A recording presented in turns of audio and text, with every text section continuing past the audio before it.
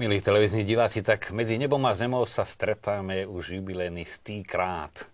Vystriedalo sa tu množstvo hostí a rôznorodých, či vekovo, či do skúsenosti. A sme tak rozmýšľali, ako toto naše okrúhle jubileum spraviť niečím zaujímavým. Osobnosti sme si tak prechádzali, už sme tu mali rôzne. Na Svätého Otca sa nám tu nepodarí dostať. A tak skrsol nápad, že tak 100 relácia nájsť storočného človeka. Aj sme hľadali nejakú dobu cez internet. Nejak sa to nedarilo. No a zrazu som dostal takýto výborný tip a preto v tejto 100 relácii bude medzi nami hosťom storočná aj pár dní pani Lívia Rovná, ale budeme ju volať teta Lili familiárne. Presne tak, lebo tak ma volá každý. Tak vás teda srdečne vítam. Ďakujem krásne. Ako ste oslávili 100?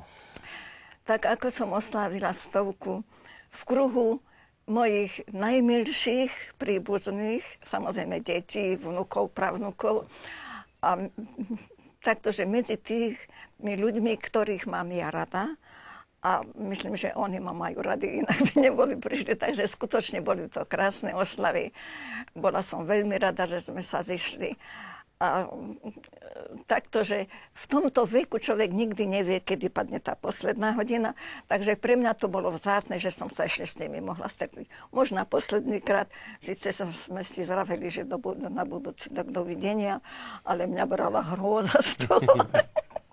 Pretože ono sa to povie 100 rokov, ale to vyžaduje akoby sa úžasnú energiu, viete, ale vy ho máte, silu, aby ste sa udržali nad vodou. Viete, lebo to a čo vás drží nad vodou? Čo ma drží nad vodou? Pevná vôľa, sila žiť a veriť v niečo, čo ani sama neviem čomu, ale nejaká vyššia moc, ktorá riadi celý tento svet. Ja som presvedčená, že musí existovať. A je to Pán Boh, nie je to Pán Boh? Pozrite sa, jeden vraví Pán Boh, druhý vraví Jehova, tretí vraví Allah, ale vždycky každý toho istého, každý len iným spôsobom uznáva, viete? No. Takže ja verím, medzi nebom a zemou existuje niečo, len nikto o tom nevie, čo je to. Viete? A okrem iného aj naša relácia, ktorá sa tak volá. Áno. No ale vy máte aj okrem tej sily žiť. Takže takto viete, ja som prežila toľko ťažkých záleží, toľko ťažkých vecí v živote, že sama sa čudujem tomu, že som to vydržala. Detstvo som mala prekrásne, mala som fantastického starého otca. Môj otec 14. na roku a píše 18. Ani som nevedela, že mám otca. Naďa Páten bol všetkým. On bol fantastický človek, veľmi múdry a vždycky od mane sa pamätám čestne žiť. Necigániť. U nás to bolo cigániť, to bol ten najväčší hriech, lebo z toho sa prosím odvezujú potom všetky ostatné zlá. Takže on sa vám to podarilo dodržať? Podarilo. Verte mi, že podarilo a po tej stránke som ozaj na seba hrdá. Raz som ako zacigánila, to vám povyprávam nakoniec, ale však to bolo humorné, to nebolo nič proste svetaborného. No a potom, takto viete, ja som pôvodom Maďarka. A keď som sa vydala, tak bolo sčítanie ľudu, to bolo za prvého slovenského štátu, mala som už dcerku prvú. No a som sa pýtala mojho muža, čo mám teraz robiť, hovorím, tatko. A on mi hovorí, pozri sa, ja som si ťa brala ako Maďarku, napíš si, co chceš, to je tvoja záležitosť. No viete, nebola to jednoduchá vec, voliť si národnosť. Ja som milovala Slovákov, lebo som medzi nimi žila. Na strednom Slovensku, na prekrásnom Prohorni som sa. Všetky spolužiakov v ľudovej škole som mala Slovákov, viete. A darači som mala vždy a mala som 2 bratov, čiže stále som bola medzi deťmi a hlavne medzi chlapcami. Takže mne tá slovenčina bola veľmi blízka, aj keď som potom bola v maďarskom penzionáte. A tak som si povedala, Lili, musíš sa rozhodnúť. Narodila som sa na Slovensku. Slovenský chlebík si jedla. Muža máš Slováka. Nemá význam, aby si v maďarskom duchu vychovávala dieťa. To dieťa bude tužiť. Toto bude jej domovom. A ešte hovorím aj tie ďalšie. Tak ja som si pekne napísala, že Slovenka. A narodila sa mi po 10 rokoch. Druhá dcerka, vychovala som ich v slovenskom duchu A môžem vám povedať, že som hrdá na seba, lebo ozaj dobre Slovenky som vychovala. Na to som skutočne veľmi hrdá, lebo sú uvedomelé, milujú Slovensko. Veď my máme také krásne to Slovensko. To je tak nádherný kraj v celej strednej, my sme ako hrst v tej celej strednej Európe. A vy si neviete predstaviť, no nechcem nikoho ponižovať, ale určite nepozná, koľko my tu máme krásy. My tu máme hory, rieky, rovinu, skaliská. A čo sa architektúry týka, toľko krásy. Viete, čo je na tom malom Slovensku? Hrady, zámky, sakrálne stavby, kúrie, drevenice, tie nádherné. My toľko krásy máme, veď uznajte, aký je veľký svet. A v Levoči je najväčší oltár na celom svete. Tak na toto by sa malo nadviazať a na toto by mali byť Slováci hrdí, čo všetko my krásne máme. Ale oni určite ani nevedia, že to existuje. Viete? A kde sa na Slovensku tak najlepšie cítite? Ako by som vám to povedala, tam, kde sú dobrí ľudia, tam sa dobre cítim a kde ma majú rady. Ale tu žijem 70 rokov, ale moje srdce je v Kremnici a v Žarnovici. Do Kremnice som sa vydala. Kremnica je nádherná. Veď tá mincovňa, Karol Robert, to bolo 14. proste storočie. A tam bol nádherný kostol na námestí, gotický krásny kostol, ktorý museli zbúrať, lebo celá Kremnica podkopaná.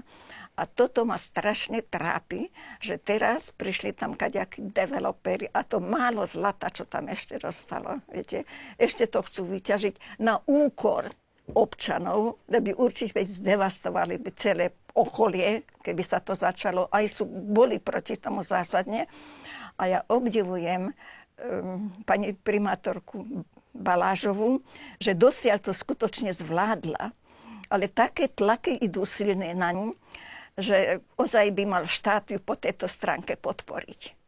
Lebo bohužiaľ som sa dozvedela, lebo som v styku, že už tí ľudia, ktorí boli proti, už začínajú prikyvovať. Tak neviem, či sú podplatiteľní, že zabúdajú na to, že všetko to krásne, čo je tam, že sa tam zničí. Zničí sa okolie, zničí sa vzduch. A to málo zlata, to má byť naše pre našich potomkov, nie pre cudzincov. Veď to Slovensko je malé a to malé ešte všetko sa rozkráda. Všetko vyťažiť a potom vykašľať sa na Slovensko. Veď ona sama povedala, že sa volá pozrieť títo, ktorí chcú ako teda ťažiť v Kremnici. Tak neviem už teda kde, ako teda, že robili tam tiež 10 rokov a oni sľubujú, že oni to dajú všetko do poriadku. Tak ona sa tam išla pozrieť niekde v zahraničí. Sa vrátila, že mesačná krajina. Vyťažili všetko a nechali tak. A vidím, že to s takým zápalom sledujete viete, a všetko. toto aj detva. V detve to isté, viete, a neviem, to sa mi vždycky, aj moji zajci sa mi smeje, že ja to berem tak osobne, viete, ako keby to bolo moje. Že prečo? Veď to Slovensko, to patrí nám. To patrí našim deťom, našim potomkom. Tak prečo to málo, tú hodnotu, ktorú máme, prečo majú cudzinci, prečo nie pre naše deti? Viete, aj tá detva má hrozne mrzí. V každej krajine Pán Boh dal niečo. Áno. A nám dal skutočne tú prírodu a niečo proste tých nerastov. Štiavnica, veď Kremnica bola najbohatšie kráľovské mesto. Kremnica bola zlatá, Bystrica strieborná, Štiavnica strieborná a Bystrica medená. Aj tá Štiavnica. Veď to je tak krásne mesto. Viete, mne sa duša sa mi smeje, keď vidím. Krásne hovoríte. Fakt, lebo viete, mňa to vie tak úrovne nadchnúť. Keď som robila tú sprievodkyňu, to bolo najkrajšie obdobie v mojom živote ako pracujúcej ženy. Viete, vidieť toľko tej krásy, proste všetky tie kúpeľné mesta, všetky tie staré kaštile, všetky tie sakrálne, tie nádherné kostoly, viete, to sa nedá povedať, viete, do Bardiava, keď som prišla, ten nádherný kostol toho Emaráma, vnútor, teraz to krásne námestie, viete, no a hlavne v Trnave, viete, tedy som bola doslova dojatá. lebo po Trnavu, keď sme išli autobusom, nič sa nedá hovoriť, ale v Trnave sme vystúpili. Samozrejme, Klarisky, že tam je múzeum, tak, a potom so Starou mestskou ulicou, tam sú také krásne domy, tie biskupské sídla a tak ďalej, kde býval, všetko som vedela, v ktorom storočí. No samozrejme, tzv. Hrubý kostol, ten je gotický, a potom ten univerzitný kostol, ale takto, že museli sme ísť vždy do fary si vypýtať kľúč. A takto niekto už potom s nami išiel a otvorí. A keď som prvýkrát otvorili dvere na tom univerzitnom chráme, ja som sa pozrela hore, ja som zostala stáť. Ja vám neviem povedať, to bol taký pohľad, ja som sa nevedela pohnúť. Tam je jedno nádherné fresko, ako Salome odovzdáva hlavu svätého Jana. A ja keď som to videla, ja som sa len dívala, zostala som stáť a pozerala som, lebo ten obraz všetko povie, viete? Lásku, nenávisť, proste chcieť na silu niečo, to je tak niečo prekrásneho. A teraz vzadu skupina hovorí, no Liviačka, Milan, že čo je? Tak som sa spamätala, hovorím, keď vy prídete dnu, budete, a fakt, viete, potom som ustúpila, prišli, tiež zostali sa pozrieť, tak nádherné, viete, a vôbec celé tie kostoly, ako by som vám povedala, všetko krásne a všetko dobré, čo bolo v tých umelcoch, oni to predisponovali do tých obrazov a tých sluch. A to je to nádherné, viete, to je neopakovateľné. To je umenie, čo každý nedokáže. A práve preto si to nesmierne treba vážiť. A vtedy tie kostoly, do ktorého kostola idete, a od tej Trnavy, v každej dedine, či už kláštor, či už kostol, tam stále musíte hovoriť. Lebo vždycky tam ten svätý Benedikt, viete, to ma tiež raz rozčulilo, lebo Benedikáni to už v 11. storočí postavili. Tam bol mlyn, vodný mlyn. A tam, ako je ten gotický kostol, tak tam je velikánsky dvor a tam sú boli také sípky veľké, viete. A to preto proste boli tie sípky, pretože tam bol ten mlyn, tam bola dobrá úroda a keď proste navyše úrodu, tak vždycky uskladnili do tých sípiek. A hovorí sa, že 7 úrodných a 7 neúrodných. A bolo to tak. A potom, keď boli tie neúrodné roky, viete, tak s tým potom pomáhali proste. No. Takže, a to všetko existuje, viete? A toto ľudia nevedia. Ja vám vysvetlím. Keď tu mám nejakého spisovateľa, tak tu vpredu mávame knihy, ktoré napísal, alebo iné veci. My sme teraz, lebo to, čo je na vás najvzácnejšie, je ten vek, tam pripravili také rekvizitky. Napríklad je tam 100 žiarovka. A k nej patrí otázka, že čo je taký najsvetlejší moment vo vašom živote? No, samozrejme, keď sa mi deti narodili. To je tak niečo nádherného. To si neviete predstaviť. To som ja, to je pokračovanie môjho života. To je niečo tak krásneho a teraz záleží na vás, ako formujete to dieťa. Viete, lebo rodič musí byť nielen telesný, ale duševný sochár toho dieťaťa. Viete? A to je to krásne na tom, že takto si poviem, že nežila som nadarmo, aj keď som to mala veľakrát veľmi ťažké, že 1000-krát som padla na kolena, 2000-krát stala. Ale tam má ďalšiu rekvizitu, tam je 100-gramové závažie. A k tomu patrí otázka, čo bolo pre vás najťažšie? Jo, veľmi veľa ťažších chvíľ bolo, lebo boli sme vybombardovaní a takto sme sa zachránili v pivnici. To bol zázrak Boží, to teda, lebo všetko bolo ako zabednené a našťastie sme v takomto kútiku boli, viete, a už bývali sme v jednej vilke, záhrada, a vtedy sa pekával chlebík u pekára, tak ja som mala nachystané všetko, umývala som sa v kúpeľni, tiekla voda, čiže nepočula som sirény. Hej. Naraz len prídem do kuchyni a vidím dymisko ukrutné, a celá tá sklenená veranda, viete, všetko skoro rozbité a len ten dym. Len som kričala na dieťa, na moje. No a samozrejme, tak mali sme tam urobený kryt, tak som sa hneď brala do krytu. No a brat práve ako teda, že idem pre teba. A tak sme si dali deku na hlavu, Viete, a takto sme sa všetci chytili okolo. V stredu bola tá dcerka, mala 5 rokov. A tie bomby takto padali, viete, počuli sme, ako proste to pikuje. To bolo hrozné. A ona mi hovorí, maminka, modli sa. Hovorím, ja sa modlím, ale nahlas sa modli. Tak všetci sme sa nahlas modlili. No a keď to prestalo, tak brat mal ísť, proste, lebo prichádzali proste Nemci, tak oni utekali smerom aj s manželom, že pôjdu do Martina, viete, tak. Tak potom brat sa išiel pozrieť, hore som počula, že ako otvára dvere, že teda škrípa veľmi.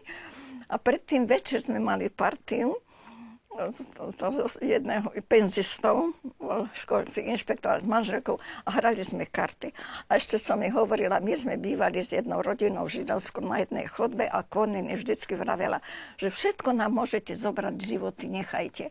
A ja som tak veľkoryse vyhlásila, že no keby mi toto všetko zobrali, ani by sa mi žiť nechcelo. Predstavte si večer.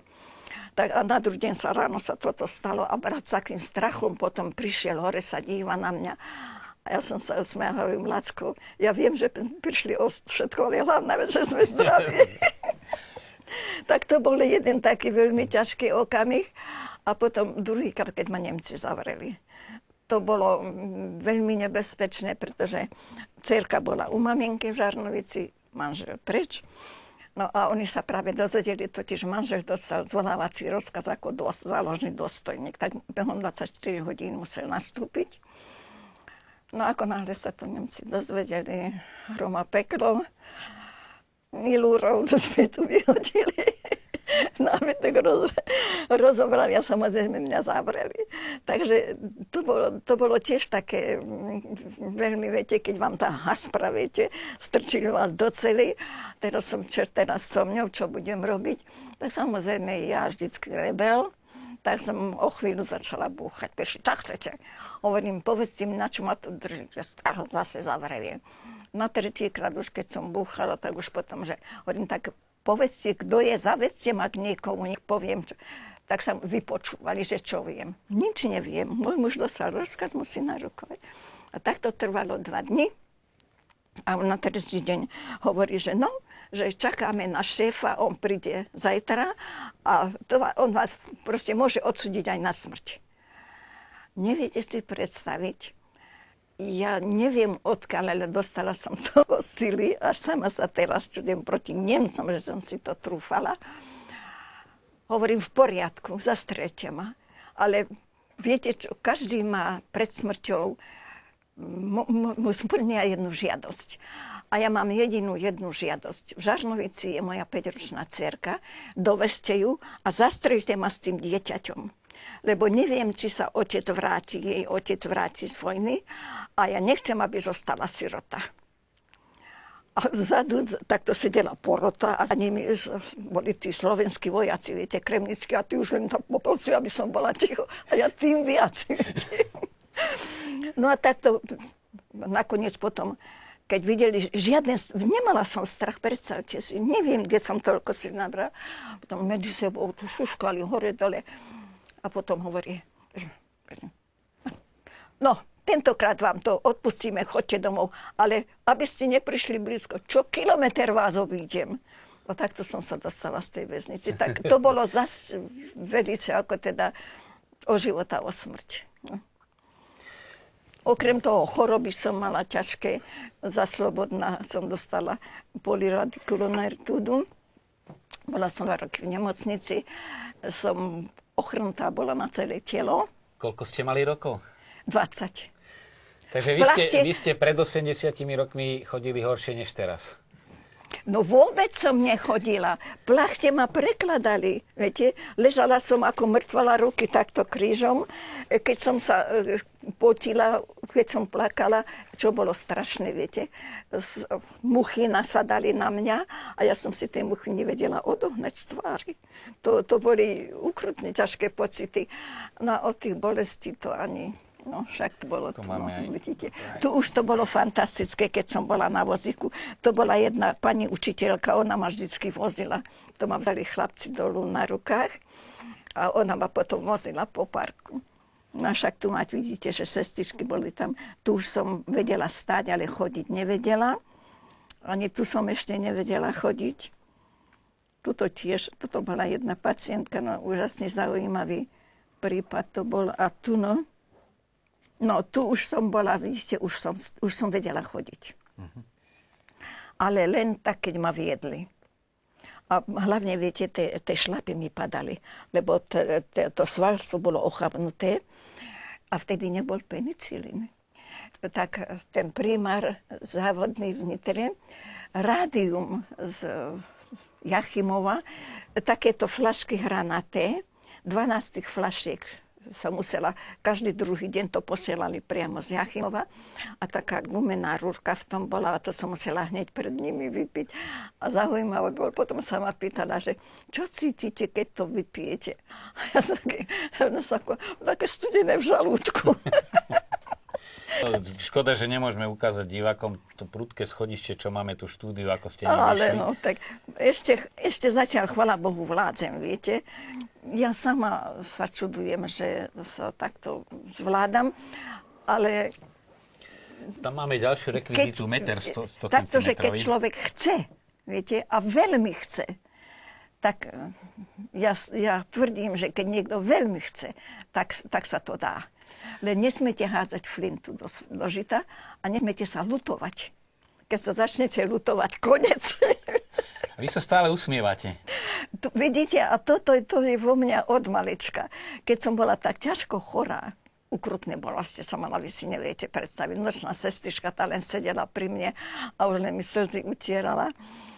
Sestrička Valéria. A prišla vizita, lebo vtedy to bolo normálne, vizita do obeda, všetci lekári. A už ja som len ležala bez pohybu, len hlavu som trošičku mohla z boka na bok, viete. A primár hovorí, no vezmite si za príklad, bolesti má a stále sa usmieva. No a čo som mala plakať? V noci som plakala.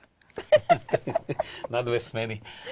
No, pozrite sa, človek sa musí vedieť vysporiadať sám so sebou. Budem cez deň plakať, budú ma lutovať. A maminka mi hovorila, drž sa v živote tak, aby ti radšej závideli, ako lutovali. Lebo keď ťa budú lutovať, budeš chudera a ty nesmeš byť chudera. Tak si vždycky na maminku spomeniem, áno, musím sa držať, aj som sa držala vždycky nad vodou. Mala som toľko roboty. A celé noci, však 3 ženy, to me naučila som sa šiť. Kedy? V noci. Keď sme mali záhradu. Z roboty rovno do záhrady. Tam večer sme prišli domov, večer dala deti spať, sadla k stroju, k tomu môjmu 105-ročnému. Takže ešte aj niečo staršie než vy? Predstavte si. Takže ozaj som veľa robila a ešte mi kolegyne závideli, viete. Tak to bolo to smiešné, že tebe je ľahko, ty si vieš ušiť. Ľahko. Keď oni spali, ale mne bolo ľahko. Takže takto som to zvládla vždycky, že som sa nenechala lutovať. Viete? Lebo človek sa takto už kvôli deťom, aby sa za mňa nemuseli hambiť, že tá moja maminka chudera. Nie. Ja som maminka, na ktorú sa kedykoľvek môžete obrátiť a ktorá sa snaží, veľmi som sa snažila, aby mali proste možnosť študovať, pretože som vedela, že majú na to. Obidve ozaj veľmi nadané. Robili kariéru obidve. Mám krásnych pravnukov od tej staršej. Však mám tú fotografiu, Ja vidíte to toto, s tými vnukmi, s pravnukmi. Ja to vyťahnem. To sú také corpus delicti. To som to podľa. No, to sú moje krásne dcery. Keď boli malé. No. 4-ročné a 14-ročné. Rozkošné. A tuto je tá staršia, vydatá Belušová s jej vnukmi. Jeden je už vysokoškolák, druhý stredoškolák. A ďalšie corpus delicti? Toto je tá mladšia dcerka. A toto sú jej synovia. A toto najrozkošnejšie na svete, to sú jej vnúci dvojčatá. Krásne. Krásne dvojčatá. Matej a Matúš. Takže tak sú rozkošné, že... Viete, keď pozriem na ten obraz, Vôbec mám celý taký album, teraz som dostala, už teda chodia, lebo už majú 20 mesiacov. Tak ako farári sa modlia breviár, tak pre mňa je to breviár. Každý večer sa pozriem ten album. Viete, a to mi dáva takú silu, lebo keď vidím tie krásne deti, tie pravnúčatá, tak si poviem, Lili, nežila si nadarmo. Hovorí sa o večnom živote. A ja hovorím, to je ten večný život.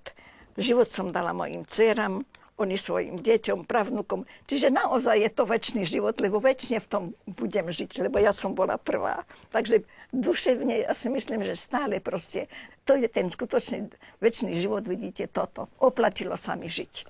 Krásne. No povedzte, nie, no, Ešte keď na to človek pozrie, viete, až srdce, neviem, ako keby sa dvíhalo hore k nebu. To sú také pocity úžasné. A ste niekedy v duchom aj v nebi, alebo radšej ešte na zemi? No, viete, to ide ja som veľmi za dobre s Pánom Bohom. Tak to, inak by to ani nebolo možné. Lebo ja sa s ním zhovorím, vám to hádam bude smiešne. Jedine, čo mi veľmi vadí, že zrušili latinské omše. Čo vám mám povedať? Z celodenného, lebo mala som problémy s deťmi aj s tou staršou a tá mladšia, keď mala 4 rokov, ochorela na srdiečko. Vy si neviete predstaviť, ako som ukrutne trpela. Stále sme ju ešte do prvej triedy, keď išla o mesiac, zostala doma, lebo kvôli srdiečku, tak musela stále ležať. No, sliači bola proste na liečení. A to bolo najhroznejšie, viete, lebo bola u mojej maminky, som musela ísť do zamestnania, lebo môj muž nechcel vstúpiť do strany z náboženských dôvodov, tak ho preradili za robotníka. Samozrejme, to malo vplyv aj na moje zamestnanie. Ja som robila vo vydavateľstve Podohospodáca, to bolo velikánske vydavateľstvo. 9 titulov sme vydávali. Navyše množstvo propagačného materiálu. Ja som robila vedúcu odbytu. No a tým pádom, samozrejme, som trpela aj ja. Zdecimovali ma na obyčajnú referentku. Dali mi tam šéfa, za ktorého som všetko ja robila. On mal plat, odmeny a rovna robila. Ale som bola rada vôbec, že môžem robiť, lebo tá staršia dcerka študovala v Prahe. Tu nebola proste, bola síce elektrotechnika, ale tá aprobácia nebola, lebo ona má film, rozhlas, televíziu a akustiku. Na to nebolo, takže v Prahe. No a to štúdium nebolo zadarmo, čiže musela som robiť pochopiteľné. Takže to bolo tiež teda dosť také ťažké a hlavne tá malá na to doplácala, lebo manžel bol až na nemecké hranice. V Kazne ho až preložili na nemecké hranice. Raz do mesiaca prišiel domov. No a proste nájomné platiť, Ivo neplatiť, bolo treba však každý mesiac. A pána, z čoho mohla tam žiť. Takže nebolo to nejako veselé. A hlavne ona trpela, lebo takto, že raz mali do obeda vyučovanie, raz po obede. A môžete si predstaviť, keď mala po obede vyučovanie, ja som už o 6:30, my sme robili od 6:30 do 2:30. Ja som o 6:00 odchádzala z domu. Ja som stávala každý deň o 5:00, raňajky nachystala do termosku, 10:00 do taštičky a o 6:30 už som sedela v robote. A ona, natiahla som jej budík, keď ji má stať. A ona už potom podľa budíka stala, už z termosky vypila tu. Prišla zo školy, prázdny ten byt, veľký 3,5-izbový, tak chudia v kuchyni rádio, v izbe a všade to vyhrávalo, viete, aby bála sa tej samoty. A ona takto, keď bola takto sama, tak z rozhlasu vysielali kurz francúzštiny. Predstavte si, ona ako 10-ročná začala sa učiť ten kurz a teraz učí francúzštinu. No sila. Teda skončila ako psycholožka, ale skutočne som bola ako teda nesmierne hrdá, lebo v 93. vznikli rôzne redakcie v rozhlase, nemecká, anglická, francúzska, ruská, maďarská. A teraz teda, aby sa, bolo to v novinách, aby sa prihlásili. No a ja som proste nechcela na ňu vplyvať, lebo aj tá staršia, veľmi múdra, šikovná, urobilo skutočne veľkú kariéru, ale keď som nešla, mami, ja viem, čo mám robiť. V poriadku, no tak som ale každý štvrtok sme chodili na koncert do Filharmonie, to od 49. A chodíte aj teraz ešte? Milujem hudbu. Teraz už nie, lebo to je o 10. pri domov, viete, to nie. Takže vždycky prišla vo štvrtok pre mňa a spolu sme išli na koncert, táto mladšia. A ja sa na ňu tak pozerám a hovorím, tak ona sa prihlásila na tú francúzštinu. A tak sa usmeje a hovorí, mami, mám pre teba novinku. Hovorím, prihlásila si sa na to. Že ako to vieš? Hovorím, na tvojom úsmevu. Tak dobre poznám moje deti. Tak hneď predstavte si, ona, ktorá neskončila francúzštinu, ale psychológiu, tak medzi 10 ju vybrali a hneď šéfredaktorka bola. Takže aká matka, taká Katka, no. Takže skutočne teda veľmi šikovná, no a teda toto sú jej vnúci. Aj teraz proste preklady robí, Piusa 12. preložila. Proste veľmi, veľmi šikovná. Teda, a tá staršia, teda tá tiež urobila dieru do sveta, lebo ona je elektrotechnická inžinierka. A ona zaviedla prvé širokouhlé kino v Bratislave, vôbec na Slovensku. Vtedy robila u filmu, takže to bola úžasná senzácia. Všetko noviny o nej písali, mladá architektka Belušová. Viete, toto boli, ako by som povedala, to bolo taká zázračná masť na tie moje bolesti, lebo som povedala, nebolo to nadarmo, aj výsledok. Viete? Hovorí sa, že človek má, alebo je tak starý, nakoľko sa cíti. Vy sa v stovke na koľko rokov cítite? To sa nedá na roky. Ja neviem. Ja necítim, že takto, že teda máš 100 rokov. Len jedine, čo ako mi chýba, viete, tá práca. Lebo dovtedy je staroba zaujímavá, pokiaľ môžete pracovať. A takto, že do 85-ky to je ideálne. Teda, to môžem povedať, to je ideálne. Do 80-ky som robila ako sprievodkynia. A keď som povedala, že teda dávam výpoveď, tak boli celí bez seba. Tedy to nebolo také jednoduché. Každých 5 rokov sme museli skúšky robiť, viete, obnovovať. A Marika mi volá, pani Rovná, zase 3 týždne kurz a potom skúšky. Hovorím, že pani Rovná 5 rokov, hovorím, áno, Marika, ja viem. No ale teraz, ja už som vás vybrala, na druhý týždeň viete, kde bude ten kurz. Hovorím, Marika, ale ja nepôjdem. No akože, prečo by ste nešli? No, pozrite sa na moju kartu, veď ju mám pred sebou. Marika, ale veď ja budem mať o mesiac 80 rokov. No a čo?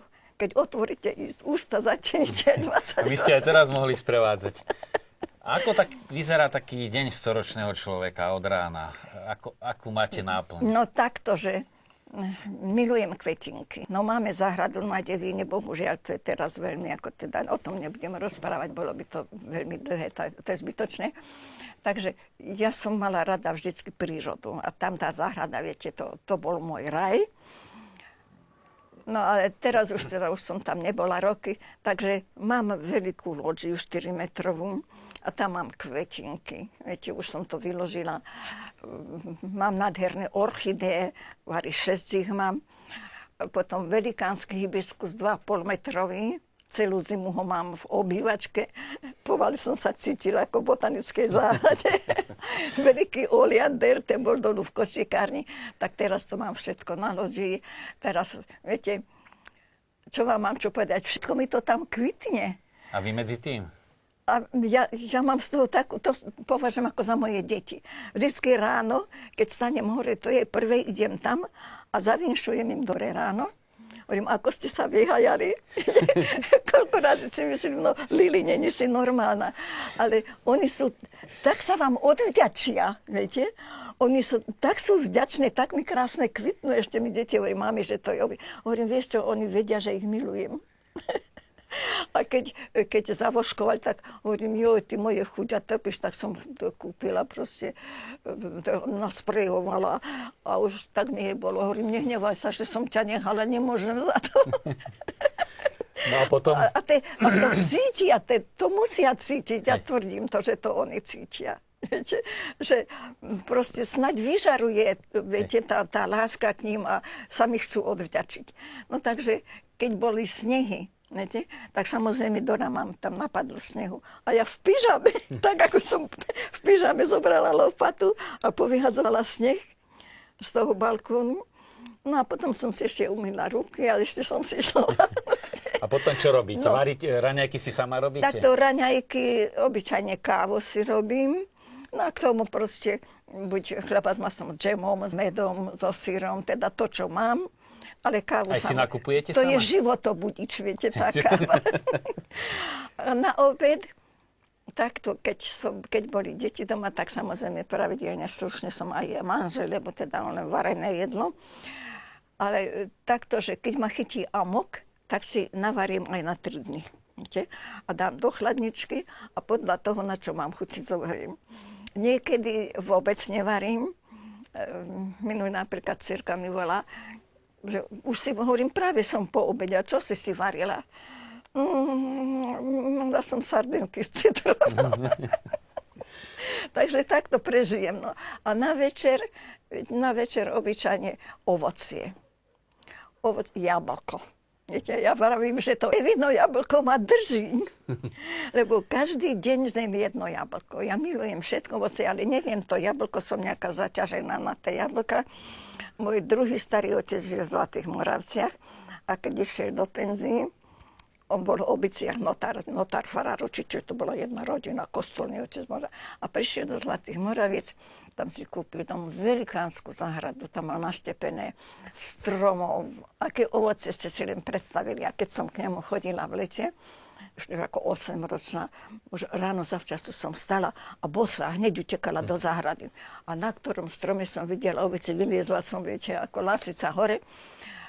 A najedla som sa ovocia, zase zišla na druhý som čerešne, proste to, čo zrelo. A už potom krstná mama, keď sa zobudí, Lili je už nie, zase je v záhrade. Viete, to bolo smiešné. Prišla do záhrady, tak to pozerala, že Lili, kde si? Na ktorom strome? Takže to ovocie ma hádam drží. Viete, že toľko ovocia som zjedla. Samozrejme, raňajky mi nechutili. Takže tak som zvyknutá na to ovocie, takto, že obed si uvarím a veľmi veľa vody pijem. Á, múdro. A chodíte si aj nakúpiť všetko? Nakupujem si sama, upratujem si sama, vyžehlím si. Okná som si umýla sama. Stolke. No deti padali dom dlôb. Ale no, viete čo, keď človek chce, tak urobí. Čo budem nariekať, nevládzem, že mami, prečo nepovieš? Nemôžem vedieť, čo buď príde. A potom budete mať starosti dosť. Pokiaľ vládzem, urobím si sama. Viete, a do istej miery som taká spokojná so sebou, že áno, neobťažuj, každá má svoje povinnosti, vládzeš a neľutuj sa, pekne staň hore, niekedy sa mi nechce. Takže napísala som rodinnú kroniku o prastarého otca. Predstavte si, taký fantastický pocit je to, že narodil sa v 1796. Viete, už ten dátum, viete, ja sa viem úplne prežiť do toho obdobia. Ja som to zistila, lebo som bola v Radvani, proste ako zistiť. No a bohužiaľ, tam mali len od 1800. Takže ten dátum narodenia je tam napísaný. A to viem, že sa ženil v 1821 v Hodruši 6. júna. A bral si za ženu Veroniku Schubert, čiže Nemka. Ale že on odkiaľ prišiel, to sa mi nepodarilo, lebo že to majú len do 1800 majú v Hybiach. No a tam som sa už potom nedostala, lebo vždycky som tam autobusom išla večer späť. No do tej Hybe, síce Hybe, ja som si myslela, že to je dedina, ale to je, ono bolo voľakedy Hanzovné mesto.